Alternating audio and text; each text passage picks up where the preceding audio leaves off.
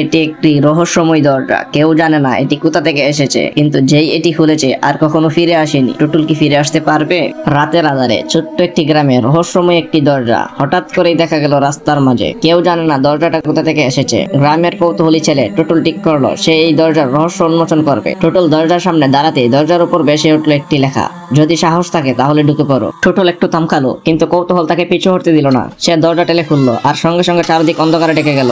হঠাৎ আলো জ্বলে উঠলো আর টুটুল দেখতে পেলো সে এক ভিন্ন জগতে এসে পড়েছে। সেখানে সবকিছুই উল্টো, গাছ মাটির নিচে, নদী আকাশে বইছে আর মানুষ উল্টো হয়ে হাঁটছে। হঠাৎ এক রহস্যময় ছায়া মানব তার সামনে এসে দাঁড়ালো। সে বলল, তুমি এখানে চলে এসেছো, কিন্তু ফিরতে পারবে তো? টুটুল অবাক হয়ে জানতে চাইলো ফিরতে হলে কি করতে হবে। ছায়া মানব মুস্কি আসলো, শুধু একটাই উপায় আছে, তুমি যদি এই জগতের সবচেয়ে বড় রহস্যটা খুঁজে বের করো তাহলে তুমি ফিরে যেতে পারবে, কিন্তু সময় কম, মাত্র 1 মিনিট। টুটুল ধরে রহস্য খুঁজতে শুরু করলো, কিন্তু কি সেই রহস্য 1 মিনিটের মধ্যে সে কি খুঁজে পাবে? আসলে দরজার পিছনে কি ছিল?